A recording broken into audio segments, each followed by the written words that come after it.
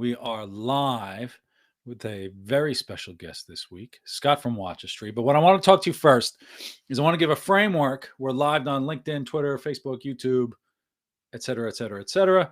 The reason I wanted Scott on this episode is everybody's been talking over the past 18 months, especially during the pandemic, right? We find a lot of the questions that come up when we talk about coaching, when we talk about evolving, learning, developing, all of these things.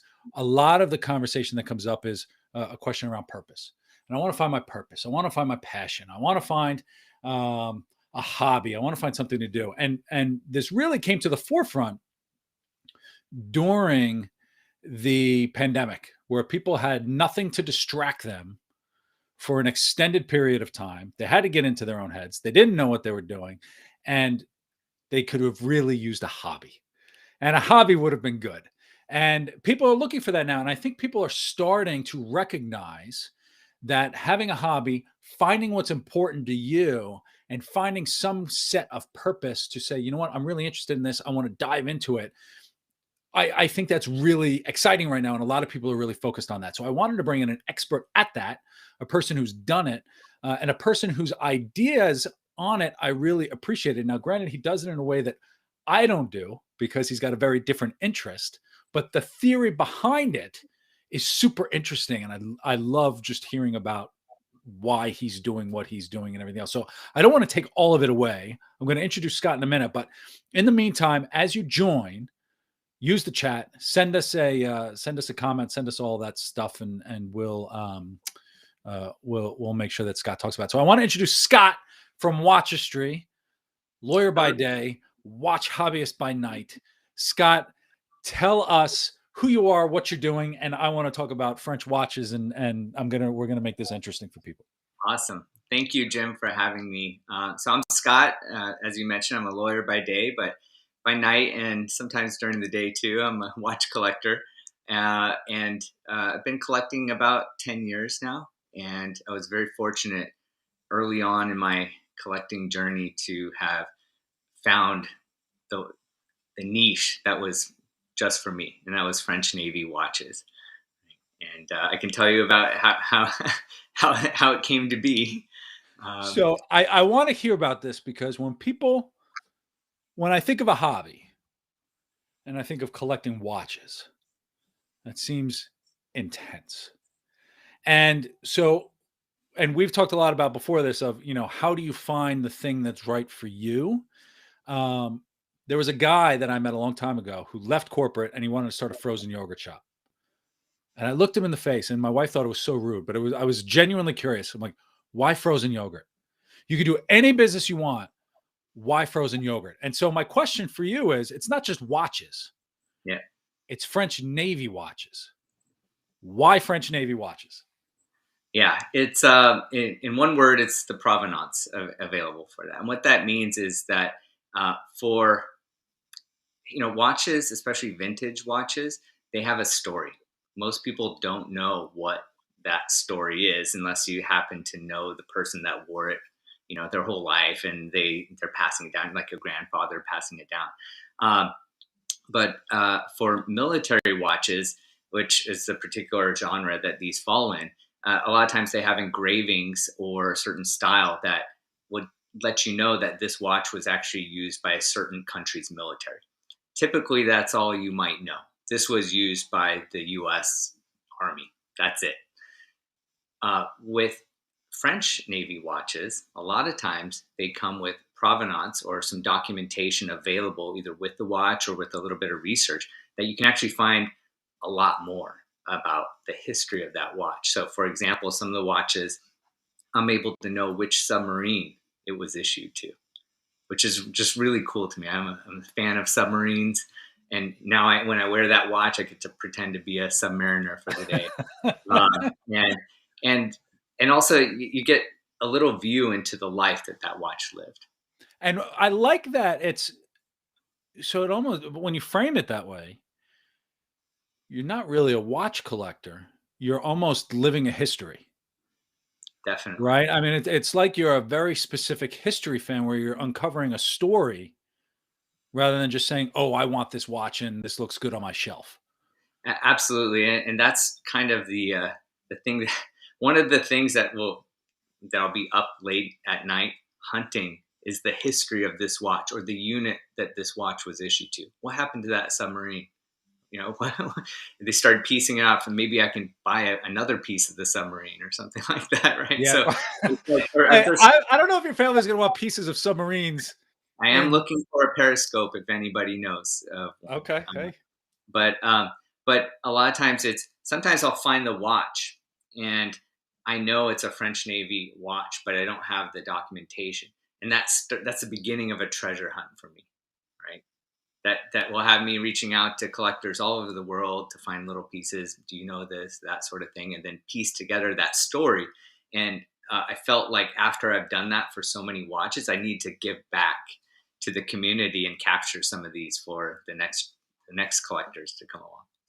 How big is this community? When you say you're reaching out to all these other French Navy watch collectors, I mean, are there like 6 of you and you all just kind of know who you are and you just do that? Or, you know, where is this interest? Because I know that there's watch collecting. I know that there's military history interest, both of which are huge. French Navy is very specific. Where is this world? What is this audience? And tell me about it. It is, and it's the size of it has slowly revealed itself to me, right? You know, as an American who doesn't speak French, uh, there really wasn't much of a local community interested in these watches. In the early days of my collecting, it was me looking over at forums in French using Google Translate to try and understand what they were talking about, and sometimes 5, 6, maybe a decade earlier before I was looking at this, right? So that community existed there, and I was the outsider looking in. Now, after doing this for a while, and it's kind of having written the book, um, people sort of know that at least in America, I'm kind of one of the main collectors on this, and that community right now, I would say like maybe 30, 40 people that I know for sure are into this, like I am, and that's great. But the cool thing was that you have to, if you can't tap into that community, some genres have their own communities that are thriving, they're hundreds, thousands, whatever. Um, but even if you're the only one for your new niche, you can create that community, and it's That's not that true. hard these days with social media. And Getting oh, that's a great point because I've talked on the show is your community now is no longer dictated by geography. And I think Not that at was all. one of the other things we learned in the middle of the pandemic is that we could start to pick the people we want to spend our time with. And as you've shown, do you speak French now? No, I No. hope Okay. to someday, but So now you still don't even speak French. You've been doing this for how long? And yeah, you've got this community of people. That's amazing to me. yeah. I think it was it's not something I would have expected because in the beginning I was like, I don't I don't even speak the language. I don't know who's out there. I can't find these people. But slowly putting yourself out there and whatever's your truth, right? Your first Instagram post, use the right tag, slowly that community will build and you can play an active role in that. Even locally, I wanted to find just a set of vintage watch collectors just near me, right? So I just started with one post of like, hey, I'm going to be at this location on Thursday night at 6. You want to talk vintage watches, show up. And 2 or 3 people showed up.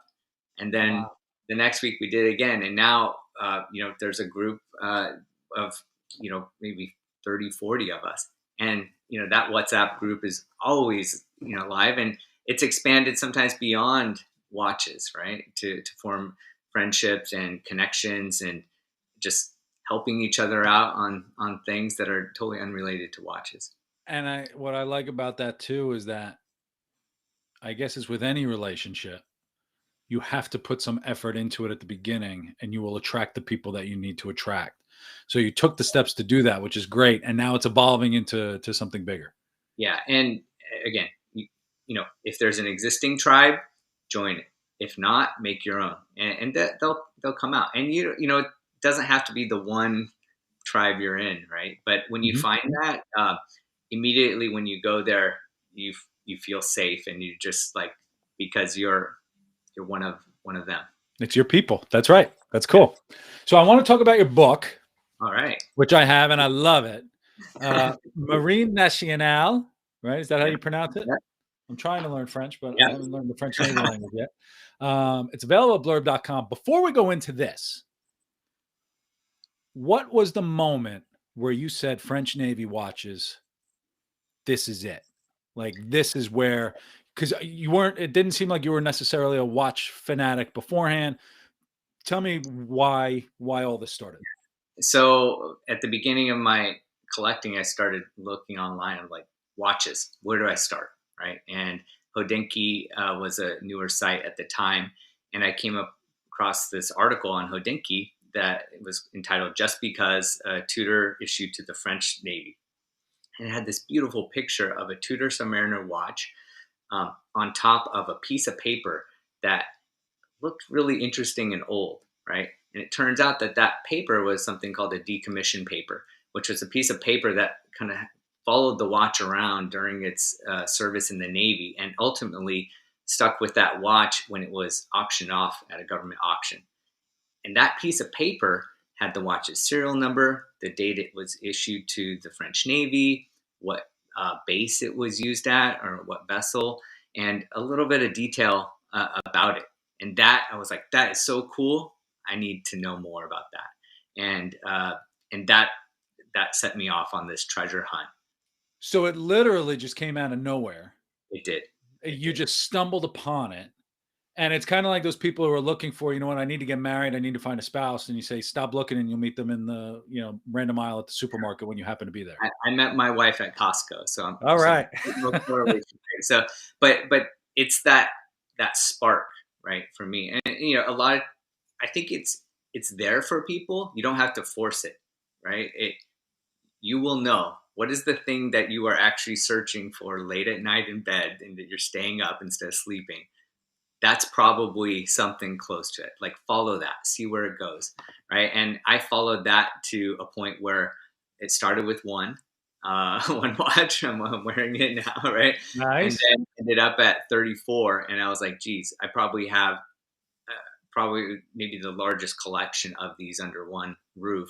I think maybe there's a book here, and I guess I want to give back and piece together a lot of these stories that I had threads in from various forums, collector, arcane knowledge, things I had figured out, put it all together in one place. And basically, the nugget is, I wanted to make the book that I wish I could have bought in the beginning of this journey. It didn't exist.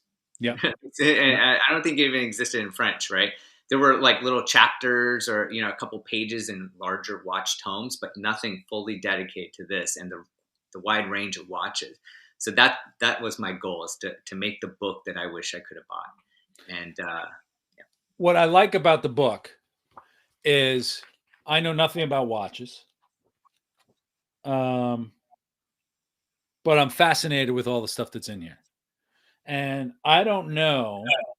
I mean, we talked a little bit about how you're an Instagram person. I don't really go on Instagram and everything else, but like the picture thing, it makes you appreciate these little tiny things that you would never notice yeah, when you were just fly. Like if I came flying into somebody with a collection, all of a sudden now you're looking at little minute details and reading the story. You say, wow, like I would never think that this book would be something that I'd actually want to sit down and I'd rip through, saying, oh, that's really interesting. So now it, I feel like I'm kind of a French Navy watch fan. there you go. Thank you. Yeah, welcome to the club. Yeah, the minutia in vintage watches is really, that's where it's at, right? And, Yeah. and on the military side, so one example of that is, uh, on vintage watches, if you open up the case back, there's a bunch of hand scrawled chicken scratches on the inside of the case back, which are uh, indications of when a watchmaker serviced the watch, right? They write down on it what they did and when last, the date of service, that sort of thing. A lot of times those go overlooked, but in there is the key for certain French Navy watches, because one of those watchmakers that was making those chicken scratches in there was actually like a designated watchmaker for the French Navy, right? His shop was about 100 yards outside the French Navy base. When the boats came in, they put all the watches in the bag, carry it over to him. He'd service it, right? Make little chicken scratches, but also write down what he did in this book that collectors call the Register, the Ledger. It's this mythical, like, Holy Grail tome. And after he passed away, that tome ended up in private collector hands.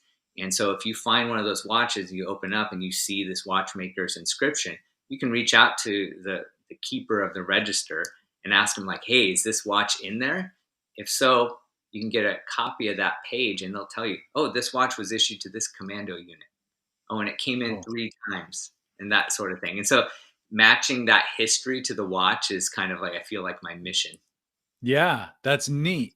Now, so I feel like that's also an aspect of authenticity. I want to talk more about spark in a minute, but Yeah. the authenticity question of watches, I feel like French Navy watches are a little under the radar. So you can just kind of find the authenticity and you can say, yes, this is real. Like, no, I don't imagine many people are making fake 1920 French Navy watches. Unfortunately, it is happening as their value goes up, as is in any collection, right? So you have to look for it. But a lot of times, what I'll tell people is, like, be a sheep, right? I mean, that um, if you're going to buy your first one, um, stick to one that kind of ticks all the boxes of a typical one. Look, in terms of finding that one-off example where they made a pink dial instead of a blue dial, like, I'm at the front of that line. I want that. That's like expert level kind of thing. You're gonna lose your shirt. And if you're gonna do that, or even if you're gonna buy one that looks like everything else, is just reach out to the community. They're super friendly. Like, I can't tell you the number of times that I've just pinged random people on Instagram and said, hey, it looks like you have a couple of these types of watches. I'm thinking about buying one. Can you just take a look at this and tell me anything you like? 100% all the time, they're coming back with, like, looks good, or actually you might want to check out this, that sort of thing. And the community is just super warm and welcoming in that regard.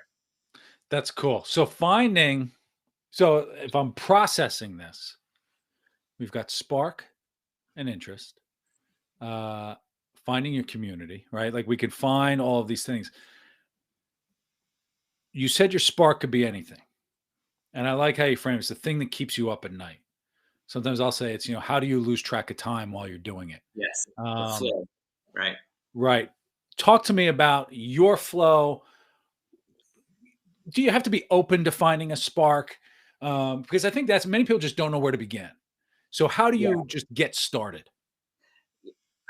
You know, if as we talked about, maybe you're lucky and you're just doing something and it totally derails the rest of your day.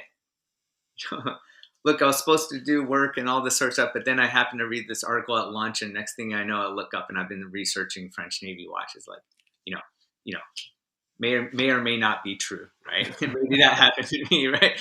As long as you're not billing hours. As long as you're But not that's billing great. hours. That's great. That's great. No client was billed for that, right? Um, but but if you don't have that, I also think you can find it in other ways. I mean, you don't have to force it to extent. But one of the other things I found myself, or totally outside of watches, was going back and relearning something that I used to know. So my undergraduate degree was in biochemistry. That was a long time ago. like, Yep. and I kind of felt sometimes ashamed of having the degree, but not being able to know everything that I once knew. Right. I mean, and I found myself using the time of the pandemic to take some online education classes through, in this case, HMX or Harvard Medical School online. And it was really great to take a class called biochemistry, where I already kind of had a leg up because I had gone through it before. And so when I would go through and relearn the material, I could actually absorb it and just enjoy it a little bit more.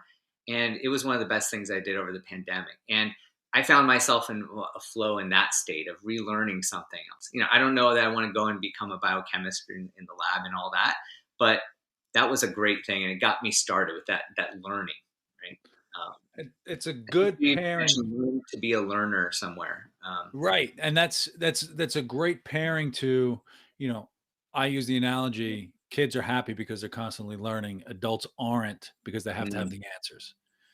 And finding something you can learn about, because I guess that's ultimately what you're doing. I mean, we're talking about reading about history, compiling the stuff, putting the stories in the book.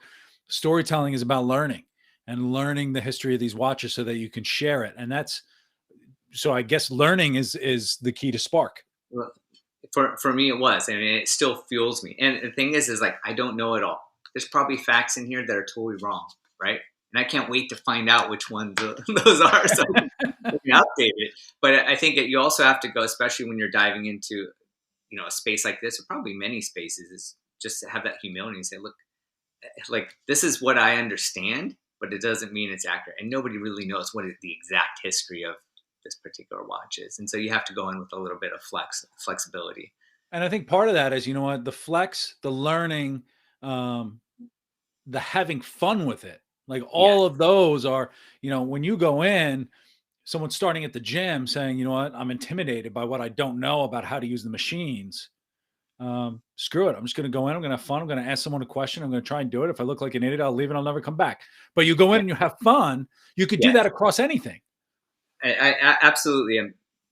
I want to one more thought, and I want to come back to that, was that you also, in terms of Spark, you might look back into your past. What were you into as a kid at 10? What were you doing?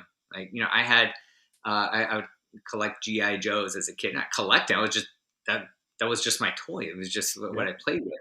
And I would like save the little cutouts on the back of the cardboard box with the top secret file of who, what their real identity was. And I still have that somewhere.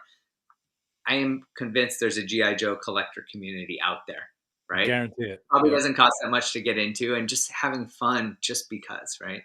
Um, in terms of the, getting started, you mentioned going to the gym.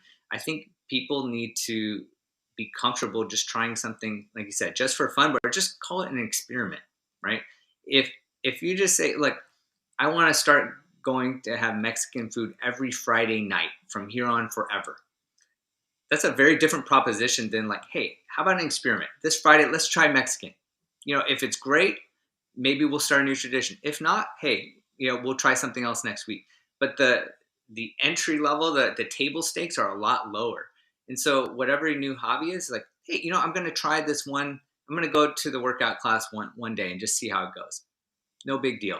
Um, or it's much easier to get into it versus like, for the next 10 years, I am going to be a watch collector of this type. Like, go ahead and try it.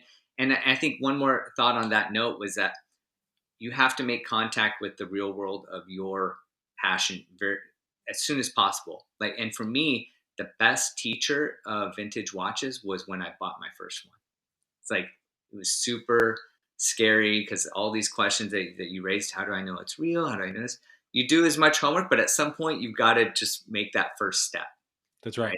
And there's nothing you like learning from when you're holding that first one. Learning about what you did right and what maybe you got wrong.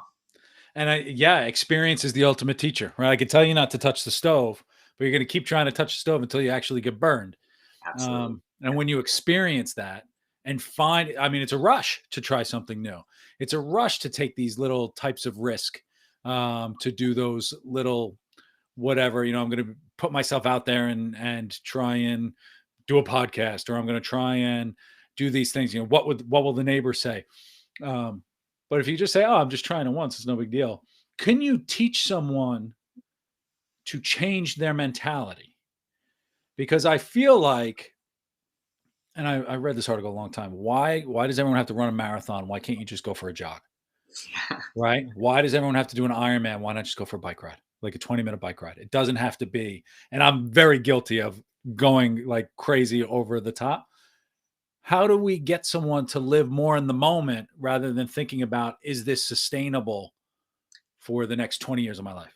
Yeah. I like to think of it as learning to love version 0.crap, right? Which is like, and thinking about the book is like this book, um, 240 pages, 34 watches, pictures, text. This wasn't V1 or like this is V1, but before that there was like two other versions, right? And this was my version 0.crap, which is like, hey, it's not perfect. It's not the final product, but I need to learn quickly, right?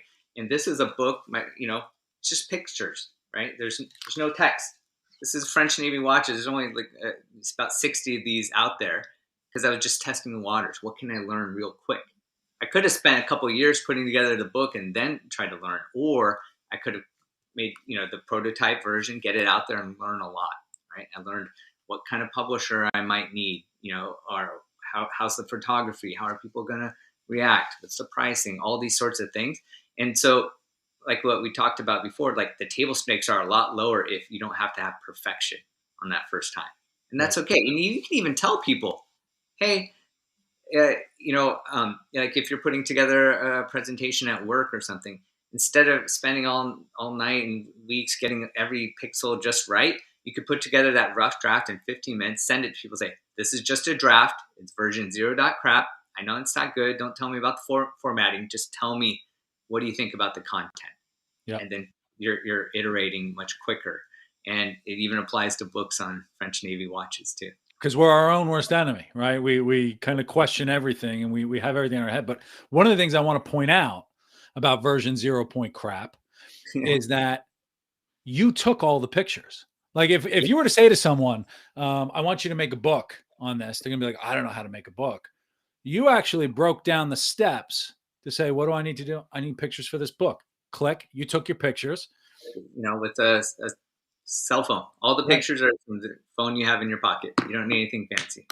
And then you turned it into it. And then you like there are tools out there. And it's basically curious about if I want to write a book, what are the things I have to do to write a book and just figuring out the steps.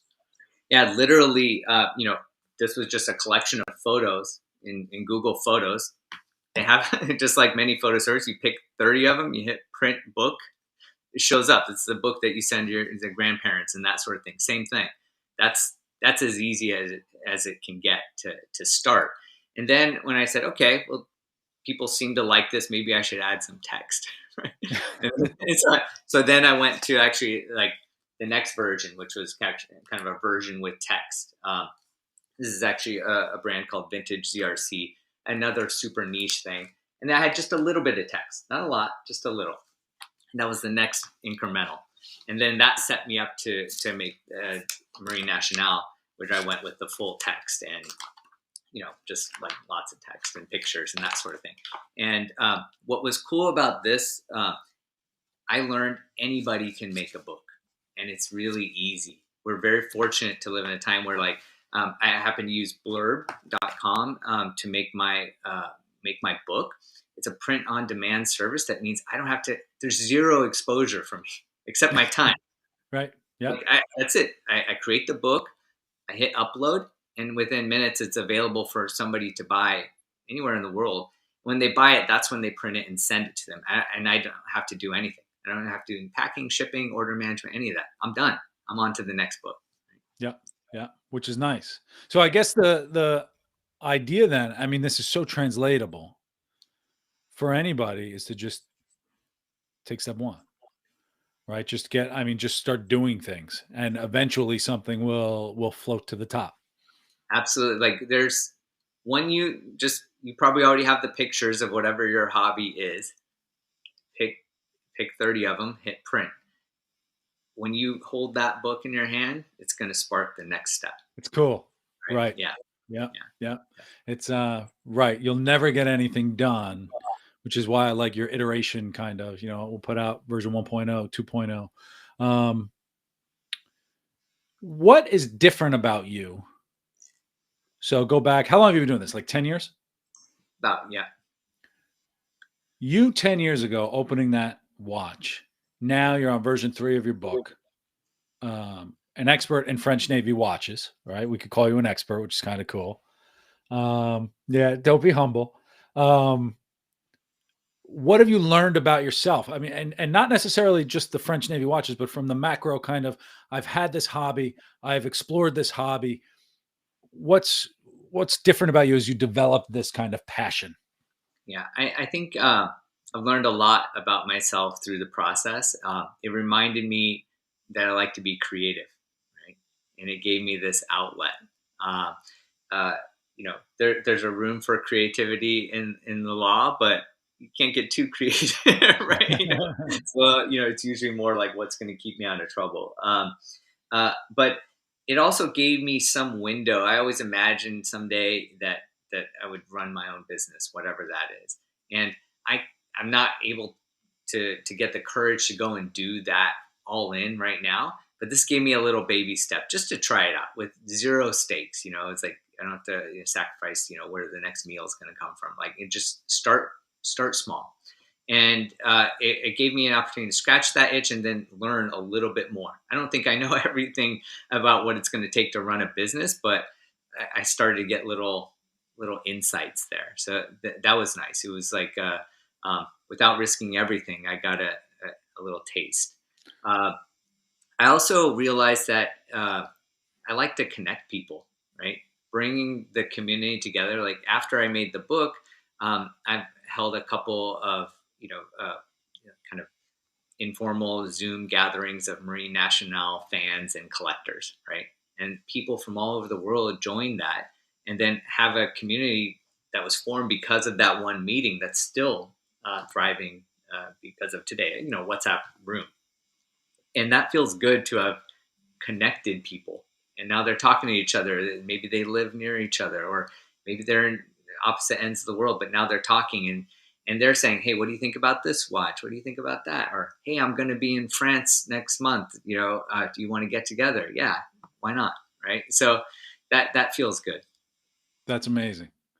I love what you said about the creativity and learning that you can take a step, right? I mean, the idea of launching a business is overwhelming for a lot of people because there's so much risk, but you could take smaller risks. Not everything has to, kind of going back to the marathon versus jog thing. Not everything has to be this major incremental kind of, and you learn from everything that you finish, right? You start, you finish. What have I learned? And then do I evolve it? Do I scale it? Do I do whatever?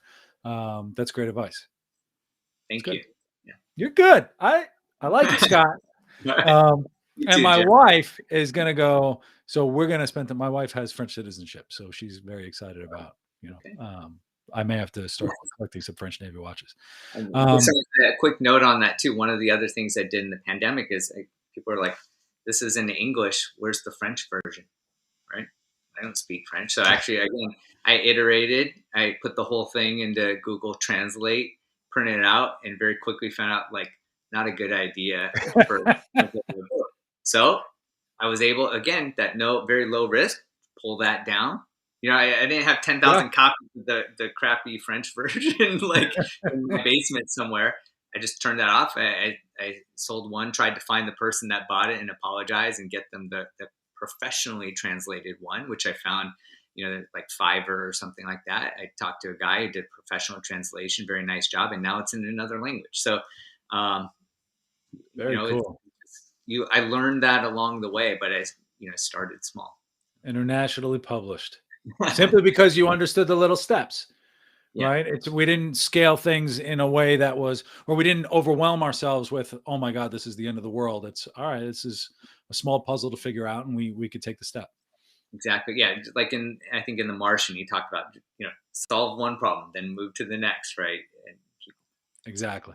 Exactly. So what's next for you? How can people? So we've got Marine Nationale on Blurb. What's next for in the French Navy world? And how can people uh, find you? Give all your plugs too. yeah, I'm on Instagram at Watchistry, WATCHISTRY. I'm also, over the pandemic, I started a YouTube channel. It's a very different universe than Instagram, and so I'm learning there too. I think some of my first videos, like hopefully you'll see the progression there, and I appreciate the support of the community there. Um, and I think actually one point on that too is like one of my early videos. Again, I just hit record and started showing off watches, and I got started. But very quickly, I was fortunate enough to receive some feedback that, "Hey, I love what you're trying to do here, but your audio really isn't awesome. You're rambling on. Put some effort and time into it." And at first that stung a little bit. Yeah. Yeah. It's like, hey, I'm kind of doing this for free, and kind of go You easy don't on like the it, don't watch. right, yeah. But after I cooled down a bit, took a breath, and then went back, I said, maybe there's something there because I had suspected maybe I could do better, and so now I'm very thankful for that feedback, right? Because it's up the game a little bit there. Do you So think it's just your ability to be philosophical that you're able to be okay with that? I mean, nobody likes negative feedback, but I don't consider that negative feedback. It's something I need to know so I can improve. Right. And I'm open to learning now. I wasn't always. It took me a long time to get there. How do you get open to that kind of feedback? it's a work in progress, right? I mean, I got to be honest. Is like I think it's recognizing like, hey, if I think back, all the times I've received feedback that I hated it initially, but then whether it's a few minutes or a few years later that I come back and I'm like, there was something there, right? Right. And somebody once told me that think of feedback as more of like as a flashlight in the dark, right?